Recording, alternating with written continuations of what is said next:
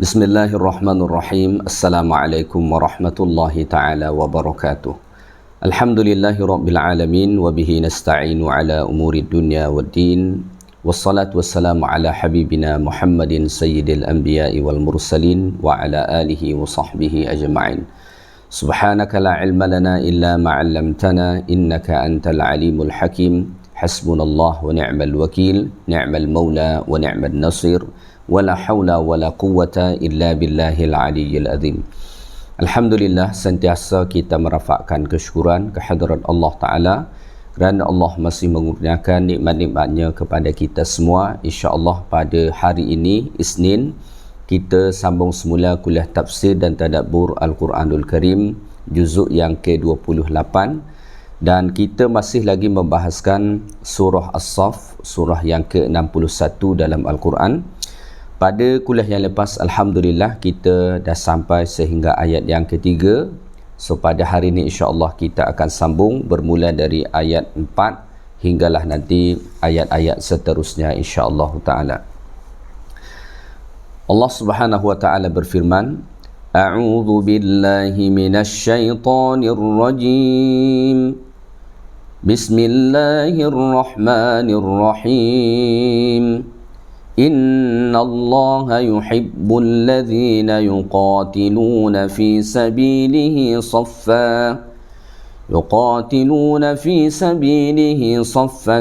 كأنهم بنيان مرصوص. Yang bermaksud, sesungguhnya Allah mengasihi orang-orang yang berperang untuk membela agamanya dalam barisan yang teratur rapi, seolah-olah mereka sebuah bangunan yang tersusun kukuh. Tuan-tuan dan puan-puan muslimin dan muslimat yang dikasihi lagi dirahmati Allah Ta'ala sekalian, ayat 4 surah As-Saff ini Allah Ta'ala menjelaskan bahawa Allah Ta'ala mencintai orang-orang yang berjihad di jalan Allah Ta'ala, serta Allah Ta'ala mengajarkan macam mana cara terbaik untuk mencapai kejayaan dalam melakukan jihad untuk membela agama Allah Subhanahu wa Ta'ala. Poin pertama Allah Ta'ala sebut, Innallaha yuhibbul ladhina yuqatiluna fi sabilihi saffa. Sesungguhnya Allah Ta'ala mencintai orang-orang yang berperang di jalan Allah untuk membela agama Allah Subhanahu wa Ta'ala saffa, dalam barisan yang teratur rapi. So ini pernyataan Allah Ta'ala yang pertama, bahawa Allah Ta'ala mencintai mereka. Kenapa Allah Ta'ala mencintai mereka, orang-orang yang berjihad di jalan Allah Ta'ala ni? Kerana qaddamu lillahi ma yuhibbun. Mereka lebih mendahulukan Allah Ta'ala, mereka lebih mengutamakan untuk membela agama Allah Ta'ala berbanding melakukan apa yang mereka cintai. Maka oleh kerana itu, fa'ahabbahumullah, Allah Ta'ala pun mencintai mereka. Maka ini menjadi satu pengajaran bagi kita. Kalau kita ingin mendapatkan cinta Allah Ta'ala, maka lakukanlah atau utamakanlah Allah Ta'ala berbanding apa yang dicintai oleh nafsu kita. Apa yang disukai Allah, apa yang Allah perintahkan belum tentu sesuai dengan keinginan diri kita.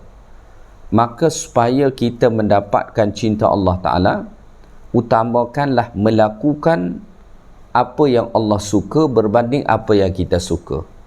Kalau kita buat begitu, maka Allah Ta'ala akan mencintai kita.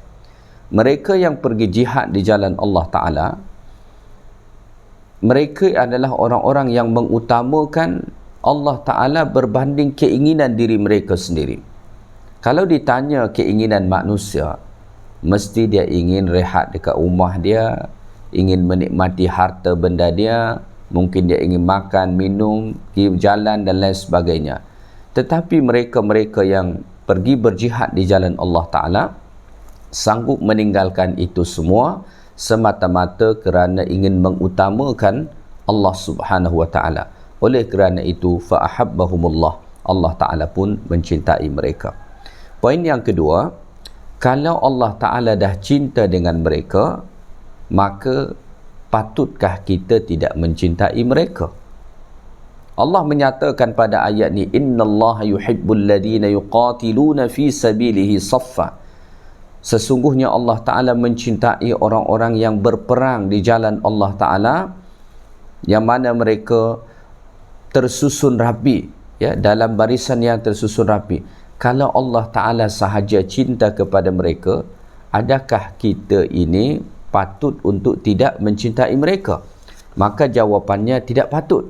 So, oleh kerana itu, kita perlu untuk mencintai siapa sahaja orang-orang yang berjihad di jalan Allah, orang-orang yang berjuang di jalan Allah Ta'ala. Seandainya kita tidak mampu ikut serta berjihad di jalan Allah dengan tubuh badan kita, ataupun kita tidak sanggup ikut serta berjuang di jalan Allah Ta'ala dengan harta benda kita, maka sekurang-kurangnya cintailah mereka-mereka yang telah berjihad di jalan Allah Ta'ala, sama ada dengan harta mereka ataupun dengan jiwa mereka sendiri. Kalau Allah Ta'ala sahaja mencintai mereka, lalu apa alasan bagi kita untuk tidak mencintai orang-orang yang berjuang di jalan Allah Subhanahu wa Ta'ala? Maka kita kena mencintai mereka. Baik, pada ayat ni Allah Ta'ala sebut orang-orang yang berjihad di jalan Allah yang Allah Ta'ala sukai itu macam mana? Yuqatiluna fi sabilihi saffa, iaitulah mereka orang-orang yang berperang untuk membela agama Allah Ta'ala dalam barisan yang teratur rapi. Saffa, ada saf mereka yang tersusun rapi, ya, yang tersusun rapi. Saf dekat sini ini bukan semata-mata dimaknai secara zahir bahawa mereka berbaris secara lurus, ya, berbaris secara rapi. Kerana menghadapi musuh berbaris dengan rapi begitu belum tentu menjadi strategi yang bagus. Kerana dalam peperangan kadang-kadang memerlukan strategi, keadaan tidak mesti bersusun rapi semua dengan makna zahir, ya. Maka misalnya ketika mana berlaku peperangan Uhud, Nabi mengatur strategi. Ada sahabat-sahabat yang berada di bawah lembah, ada sahabat-sahabat yang berada di atas bukit dan di tempat-tempat yang lain. So maknanya mereka tidaklah bersusun rapi, ya, sebagaimana makna zahir dalam barisan yang teratur rapi. Jadi tidak bermakna dimaknai secara zahir mereka berbaris secara rapi, tidak. So apa makna saffa dekat sini sesungguhnya? Iaitulah wihdatul hadab, mempunyai matlamat yang sama. Wihdatul qulub, kesatuan hati. Wa wihdatul ittijah, kesatuan tujuan, capaian. Itulah kemudian yang menguatkan atau yang menjadi asbab kemenangan kepada kaum muslimin. Jadi maksud mereka dekat sini dalam barisan yang teratur rapi, bukan sahaja zahir mereka teratur rapi, tetapi yang paling utama ialah hati mereka. Bagaimana mereka mempunyai tujuan yang sama, tekad yang sama, harapan yang sama, barulah kemudian Allah Ta'ala mencintai mereka, ya. Maka dikatakan lamma jatama'at qulubuhum wa tawahhadat kalimatuhum, ya, wa ghadaw amama aduwwihim kal bunyan ats-tsabit ahabbahumullah. Maka ketika mana hati mereka bersatu, kalimah mereka serupa, dan mereka berada di hadapan musuh kal bunyan ats-tsabit, seperti bangunan yang kukuh. Kerana kalau sudah menyatu dengan kuat, tidak ada perbezaan, tujuan dah sama, tekad dah sama, niat dia dah sama, maka mereka kal bunyan ats-tsabit, seperti bangunan yang sangat kukuh. maka pada ketika itulah ahabbahumullah, Allah Ta'ala mencintai mereka.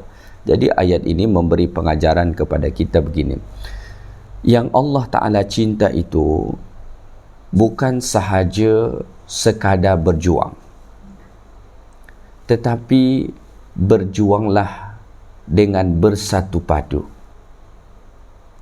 ya, berjuang secara bersatu padu, bukan berjuang sendiri-sendiri, bukan berjuang ikut puak masing-masing, tetapi susunlah satu saf kaum muslimin, satukan hati mereka, satukan kalimah mereka, satukan tujuan mereka, barulah Allah Ta'ala mencintai. Bukan berjuang seorang-seorang. Fulan kata saya berjuang untuk agama Allah, fulan kata saya juga berjuang untuk agama Allah, tetapi hati mereka berlainan, ya, strategi mereka tidak bersama, maka kemenangan tidak akan dicapai. Maka oleh kerana itu, Islam ini datang bukan untuk membentuk puak-puak dalam Islam, ya, tetapi bagaimana seluruh umat Islam ini bersatu padu dalam satu saf yang sama, dalam satu barisan yang sama, satu tekad yang sama, satu niat yang sama, satu tujuan yang sama, barulah kemudian kuat. Ya, hari ini kita lihat ada ramai juga orang-orang yang mendakwa bahawa mereka memperjuangkan Islam, tetapi kenyataan yang kita tengok sebenarnya mereka hanya memperjuangkan puak dia dengan menamakan Islam, padahal sepatutnya Islam ini disusun dalam satu barisan saf yang sama, jangan berbeza satu dengan yang lain. Baik, oleh kerana itu, la tabta'id anil jamaah, jangan engkau menjauh daripada jemaah, ya, bersatu padu, ikut kumpulan kaum muslimin, ikut saf kaum muslimin. Jangan kita nak sendiri-sendiri, sebab kalau kita sendiri-sendiri kita akan lemah, tidak ada kekuatan. Walaupun sama-sama berjuang tetapi tidak berada dalam barisan yang sama, percayalah kita akan lemah, dan Allah Ta'ala tidak mencintai kita. Dan kalau Allah Ta'ala tidak mencintai kita, maka tidak akan ada kemenangan yang akan dicapai. Jadi ayat Allah Ta'ala ni sangat penting untuk direnungkan oleh kaum muslimin, ya, supaya kaum muslimin ini bersatu padu dalam satu saf yang sama. Dengan itulah insya-Allah kejayaan akan dicapai. Allah Ta'ala mengumpamakan saf kaum muslimin, barisan kaum muslimin yang berjihad di jalan Allah Ta'ala tu, ka'annahum bunyanum marsus, seolah-olah mereka sebuah bangunan yang tersusun kukuh, ya. Maka oleh kerana itu, Islam ini datang mengajarkan kepada kita umatnya supaya kita ini menyusun saf kaum muslim ini dalam satu barisan yang sama, ya, tidak berbeza-beza, tidak berlainan. Dengan itulah insya-Allah agama ini akan menjadi kukuh, agama ini menjadi kuat. Ni jangankan di saf jihad fi sabilillah, saf sembahyang sahaja kadang-kadang tak bersatu, saf sembahyang sahaja kadang-kadang tak rapi, ya. Macam mana kita nak menyusun saf kaum muslimin rapi di luar sembahyang, sedangkan dalam sembahyang sahaja saf kaum muslimin ini susah nak rapi. Maka Nabi SAW sebut dalam hadis, sawwu sufufakum wa la takhtalifu fatakhtalifu qulubukum. Kata Nabi, ya, rapikan saf-saf kamu, susun saf-saf kamu dengan rapi, dengan bagus, dengan elok. Jangan berbeza-beza. Nanti hati kamu akan menjadi berlainan. Oleh kerana itu, kita sangat penting untuk menyusun saf dalam solat kita dengan baik dan betul. Supaya mudah-mudahan susunan saf dalam solat itu dapat kita maknai di luar daripada solat. Jadi ada orang berfikir bahawa kita ini hanya diperintahkan untuk meluruskan saf dalam solat saja. Padahal sebenarnya itu satu tarbiyah kepada kita supaya di luar sembahyang pun kita membiasakan diri menyusun saf yang rapi bersama kaum muslimin dengan makna mempunyai tujuan yang sama, tekad yang sama, perjuangan yang sama, harapan yang sama. Barulah Islam ni akan menjadi kuat.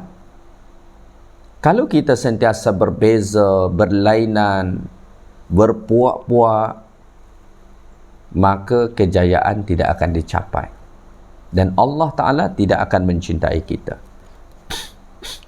Maka dikatakan safful qital murtabatun bi saffis salah. Saf dalam peperangan itu ada kaitan dia dengan saf sembahyang. Maka oleh kerana itu susunlah saf-saf kamu dengan elok, dengan baik dalam solatmu. Moga-moga itulah yang akan membentuk saf perjuangan Islam ini pula menjadi rapi, tersusun rapi, kukuh sebagaimana bunyanun marsus, bangunan yang kukuh.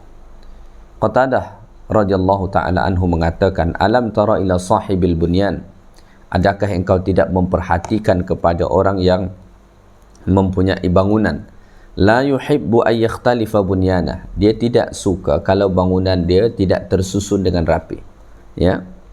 Fakadzalika Allah azza wajal, maka begitu jugalah dengan Allah Ta'ala, la yuhibbu ay yakhtalifa amrah, la yuhibbu ay yakhtalifa amruh, Allah Ta'ala tak suka kalau urusannya berbeza-beza, berselisih, ya, berlainan. Wa inna Allah saffal mu'minina fi qitalihim, maka Allah Ta'ala menyusun saf kaum mukminin dalam peperangan mereka. Wa saffahum fi salatihim, dan menyusun saf mereka dalam sembahyang mereka. Fa'alaikum bi amrillah, maka hendaklah kamu menjalankan perintah Allah. Fa innahu ismatun liman akhadha bihi, kerana itu akan menjadi ismah bagi sesiapa sahaja yang menjalankannya. Maka orang kalau dia punya bangunan, ya, dia tidak suka kalau bangunan itu tidak tersusun dengan rapi. Gitu jugalah dengan Allah Ta'ala. Allah suka kalau kita menyusun saf kaum muslimin ini dengan sangat rapi, ya. Maka ijtima'us sufuf wa ittihadul qulub min asbabin nasri wa ighadatil adu. Maka penyatuan saf-saf dan kesatuan hati min asbabin nasr, itulah antara sebab utama Allah Subhanahu wa ta'ala mendatangkan pertolongannya kepada kita, ya. Baik, kita teruskan ayat yang kelima. Ayat 5 Allah Subhanahu wa ta'ala berfirman, وَإِذْ قَالَ مُوسَى لِقَوْمِهِ يَا قَوْمِ لِمَ تُؤْذُونَنِي وَقَدْ تَعْلَمُونَ أَنِّي رَسُولُ اللَّهِ إِلَيْكُمْ فَلَمَّا زَاغُوا أَزَاغَ اللَّهُ قُلُوبَهُمْ وَاللَّهُ لَا يَهْدِي الْقَوْمَ الْفَاسِقِينَ. Yang bermaksud, dan ingatlah ketika Nabi Musa berkata kepada kaumnya, wahai kaumku, mengapa kamu menyakiti daku, sedang kamu mengetahui bahawa sesungguhnya aku adalah pesuruh Allah Ta'ala kepada kamu. Maka ketika mereka menyeleweng dari kebenaran, Allah selewengkan hati mereka dari mendapat hidayat petunjuk. Dan sememangnya Allah Ta'ala tidak memberi hidayah petunjuk kepada kaum yang fasik.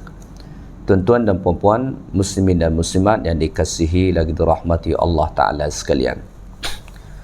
Pada ayat sebelum ni tadi, ayat 4, Allah menyatakan bahawa Allah mencintai orang-orang yang berjihad di jalan Allah, yang tersusun rapi dalam satu barisan. Dan Allah Subhanahu wa Ta'ala mengajarkan macam mana cara terbaik untuk mencapai kejayaan dalam jihad, iaitulah bersatu padu, menyatukan hati, menyatukan tekad, menyatukan niat secara bersama-sama tanpa ada perselisihan. Maka pada ayat 5 ni Allah Ta'ala menceritakan tentang bagaimana perjuangan dakwah Nabi Musa alaihi salatu wassalam. Allah Ta'ala sebut, wa idh qala Musa liqaumih, dan ingatlah, ya, ayyuhar rasul, wahai Nabi Muhammad sallallahu alaihi wasallam, hina qala Nabiullah Musa alaihi salam liqaumih, ketika mana Musa berkata kepada kaumnya. Apa kata Nabi Musa? Ya qaumi lima tu'zunani, wahai kaumku, mengapa kamu menyakiti daku? Bil qawli wal fi'l, dengan ucapan dan juga perbuatan kamu. Wa qad ta'lamuna anni rasulullahi ilaikum, padahal kamu tahu bahawa aku ni ialah pesuruh Allah Ta'ala untuk kamu. Ay wa antum ta'lamuna anni rasulullahi ilaikum, sedangkan kamu tahu aku ni adalah pesuruh Allah Ta'ala untuk kamu. Mengapa kamu menyakiti daku? Kata Nabi Musa alaihi salatu wassalam. Poin pertama daripada ayat ini ialah bahawa kullu kalimatin, setiap daripada kalimah, ya, yang menyakitkan, maka tinggalkanlah. Yang membuat orang bersedih, tinggalkanlah. Ya. Baik, ayat ini menjadi satu tasliah kepada Nabi. Kisah ini Allah Ta'ala datangkan menjadi satu tasliah, penyemangat kepada Nabi sallallahu alaihi wasallam. Haitsu lam taslim da'watu nabiyyi qablihi min ayyaqa fi mahitiha ma yara min taqdhib. Ini menjadi satu tasliah kepada Nabi bahawa tidak ada dakwah seorang Nabi pun, Nabi sebelum Nabi Muhammad SAW, melainkan mereka menghadapi sikap-sikap buruk daripada kaum mereka.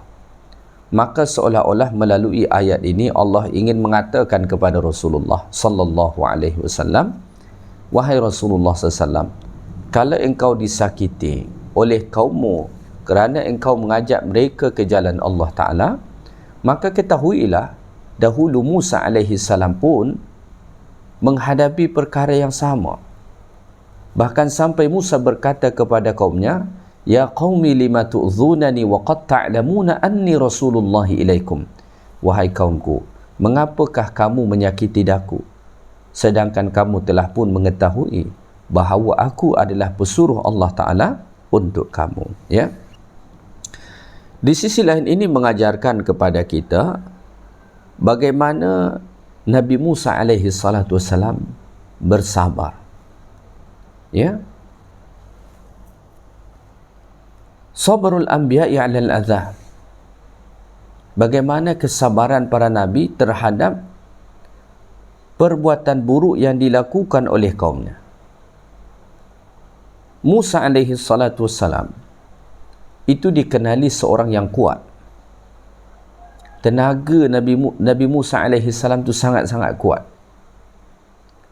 Tetapi ketika mana beliau disakiti oleh kaumnya, Nabi Musa tidak marah kepada mereka, tidak menghentam mereka, tidak membinasakan mereka.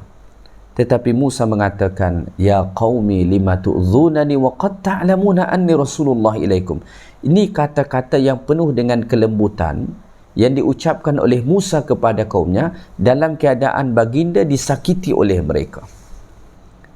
So, ini menjadi qudwah. Sepatutnya menjadi contoh kepada siapa sahaja yang berjuang menyampaikan agama Allah Ta'ala ni, hendaklah engkau untuk sabar. Dakwah tidak sentiasa mulus. Dakwah sentiasa menghadapi cabaran, penentangan, hinaan sejak daripada zaman dahulu hingga ke akhir zaman. Dan dakwah merupakan kerja yang paling berat. Oleh kerana itulah Allah bebankan kerja dakwah ini kepada para nabi. Kerana itu beban kerja yang paling berat. Maka oleh kerana itu perlu kepada kesabaran. Kena sabar. Kalau ditolak, kena sabar. Kalau diingkari, kena sabar. Bahkan ketika mana disakiti sekalipun, mungkin perasaan kita disakiti oleh mereka, pilihan terbaik ialah tetaplah untuk bersabar. Inilah contoh teladan yang amat baik kita ambil daripada para nabi-nabi Allah Subhanahu wa taala, ya. Dan ini untuk menyedarkan kita bahawa dakwah atau jalan dakwah itu tidak pernah luput daripada sikap buruk orang lain.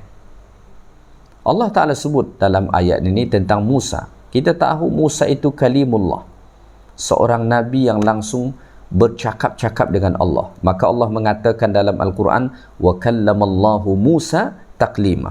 Nabi Musa AS berkata-kata dengan Allah.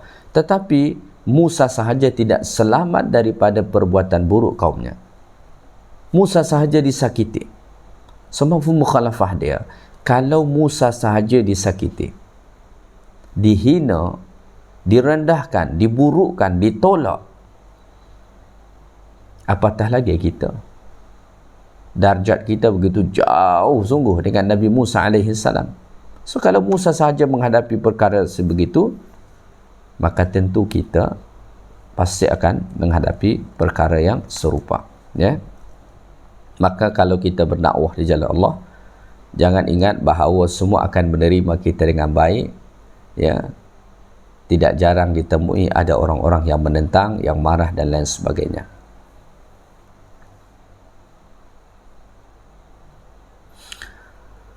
Baik, kemudian Allah Ta'ala sebut pada ayat ini, فَلَمَّا زَاغُوا أَزَاغَ اللَّهُ قُلُوبَهُمْ. Maka ketika mereka menyeleweng dari kebenaran yang mereka sedia mengetahuinya, Allah menyelewengkan hati mereka daripada mendapat hidayah petunjuk. Maksudnya ialah, maksud ayat Allah Ta'ala ni ialah falamma adalu 'anil haqqi ma'ilmihim bihi. Ketika mana mereka menjauh daripada kebenaran selepas mereka mengetahuinya, wa asarru 'ala dhalik, dan mereka berterusan melakukan perkara itu, sarrafallahu qulubahum an qabulil hidayah, maka Allah Ta'ala pun akan memalingkan hati mereka daripada menerima hidayat, uqubatan lahum, sebagai hukuman bagi mereka, sebagai akibat daripada perbuatan mereka. Maka daripada sini kita dapat belajar bahawa anna idlalallahi li'ibadihi, Allah menyesatkan hamba-hambanya, laisa zulman minhu, bukanlah satu bentuk kezaliman daripada Allah, ya. Allah menyesatkan orang atau tidak memberi hidayat kepada seseorang bukan kerana Allah zalim dengan dia, ya. Wa innama dzalika bisababi minhum, tetapi itu berlaku sebab daripada mereka sendiri. Fa innahum aghlaqu ala anfusihim babal huda ba'da ma'arafu. Mereka menutup diri mereka daripada pintu hidayat selepas mereka mengetahuinya.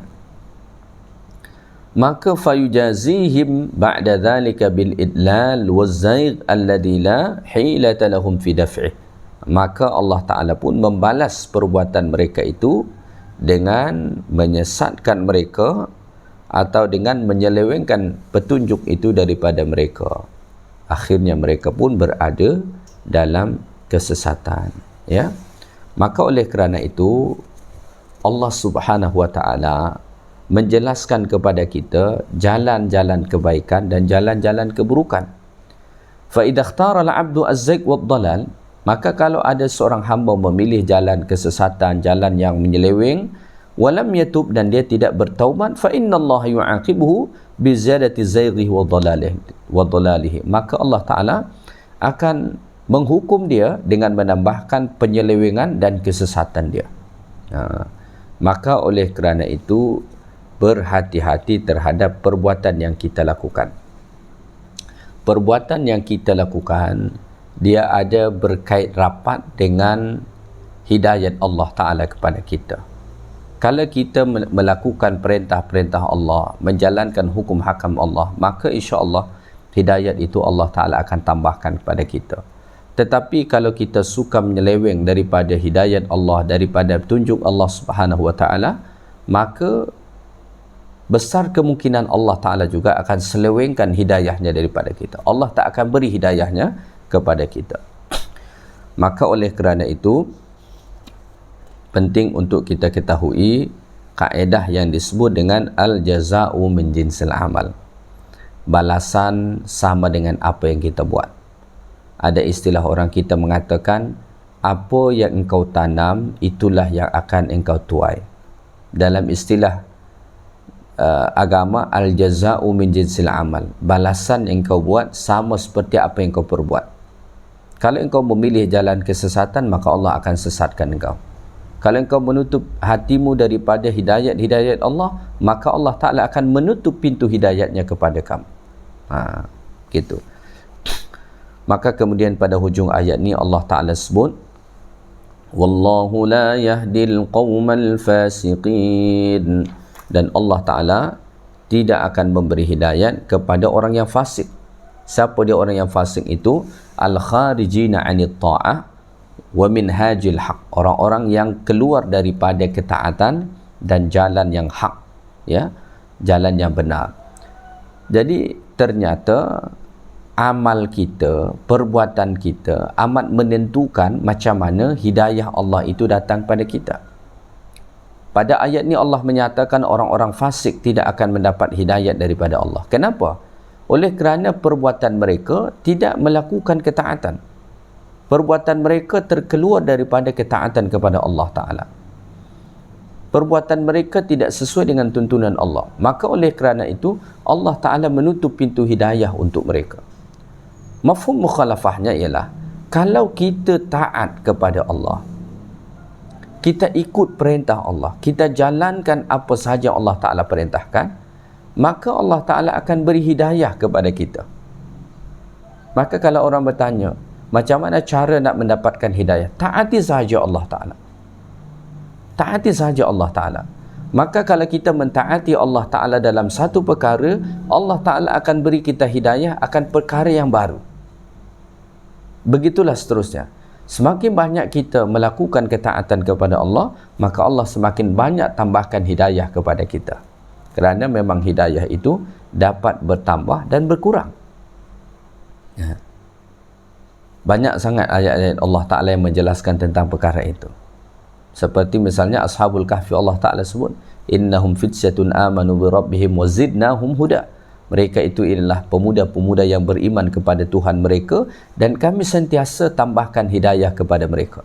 Kenapa Allah Ta'ala sentiasa tambahkan hidayah kepada mereka?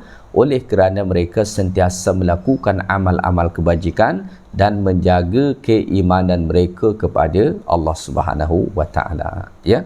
Baik, tuan-tuan dan puan-puan muslimin dan muslimat yang dikasihi lagi dirahmati Allah, saya ingat kita tangguhkan kuliah kita pada hari ini sampai ayat 5 saja. InsyaAllah Ta'ala kita akan bahaskan pula nanti ayat yang ke-6 dan ayat-ayat berikutnya pada kuliah yang akan datang. Moga-moga ayat Allah Ta'ala yang kita bahaskan pada hari ini dapat kita faham dengan baik, kita ambil pengajaran-pengajaran daripadanya, dan yang paling penting, moga-moga Allah Ta'ala kurniakan taufik kepada kita untuk dapat mengamalkan apa sahaja ilmu yang telah pun kita dapatkan. Yang baik daripada Allah Subhanahu wa Ta'ala, segala yang kurang daripada saya. Subhanakallahumma bihamdik, asyhadu an la ilaha illa anta, astaghfiruka wa atubu ilaik. Assalamualaikum warahmatullahi taala wabarakatuh.